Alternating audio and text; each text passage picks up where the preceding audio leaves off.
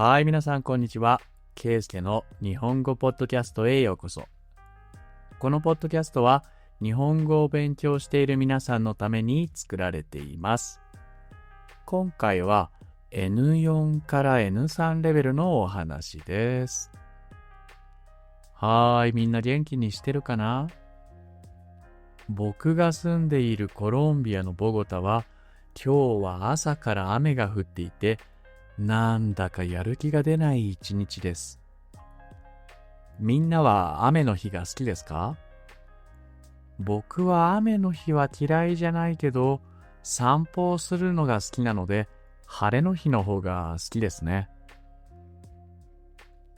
それからそろそろ3月も終わりますが、みんなが住んでいるところの天気はどうですか？暖かくなりましたか？それともこれから冬になるのかな？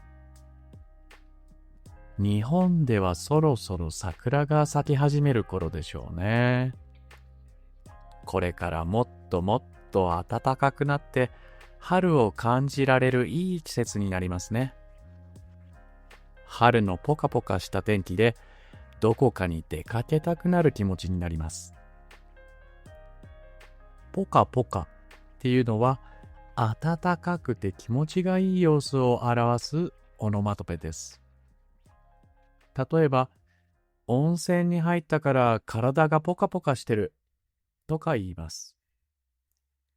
日本語にはたくさんオノマトペがありますが、今日はみんなにいくつかオノマトペを紹介しながらお話ししようと思います。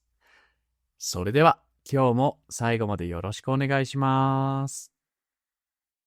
少し前のポッドキャストでお話ししたんですが、僕は来月、今住んでいるコロンビアから別の国へ引っ越すことになりました。次は隣の国のエクアドルへ行きます。コロンビアにはもう3年も住んでいます。結構コロンビアでの生活も長くなりました。それでコロンビアではたくさんのことを経験することができました。最初は友達も全然いなくて寂しい時もあったけど、少しずつ友達が増えました。友達と大学で日本語会話クラブを作ったり、一緒にバーやレストランに行ったりして、本当にたくさんのいい思い出ができました。だからコロンビアから離れるのはやっぱり寂しいですね。最近残念ながら友達に来月エクアドルに行くんだっていう機会が増えました。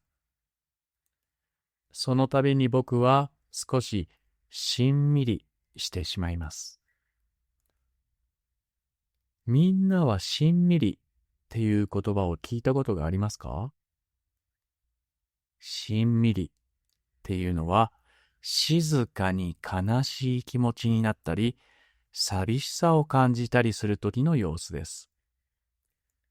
例えば、こんな風に使います。卒業式の後、教室で一人でいたらしんみりしちゃった。とか、昔の写真を一人で見ていると、しんみりしてくるなぁ、なんて言います。僕も友達と別れるときはやっぱりしんみりした気持ちになります。それで友達が、ねえねえ、ケイスケ、すぐコロンビアに帰ってくるんでしょと言ってくれたときとか、僕は目がうるうるしてしまいました。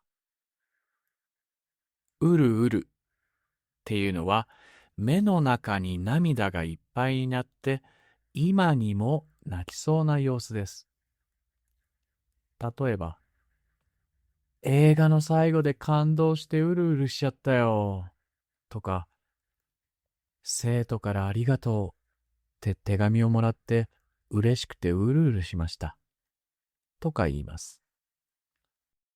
僕も3年間の思い出を話していると目がうるうるしてきます。コロンビアでの生活は僕にとって本当に大切な宝物だからです。でも、僕の心の中にあるのは悲しい気持ちだけではありません。新しい国、エクアドルへの期待もあります。期待というのは、いいことが起こることを待つ気持ちのことですね。エクアドルではどんな人に出会えるかな？それから、どんな景色が見られるかな？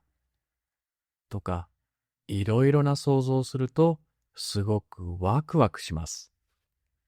ワクワクは、楽しいことや嬉しいことを待っていて、心が元気になる様子です。みんなも旅行に行く前はワクワクしますよね。他にもこんな風に使います。新しいゲームを買ったから早く遊びたくてワクワクしてる。とかね。でも、新しい国での生活がうまくいくかどうか、少し不安もあってドキドキもしています。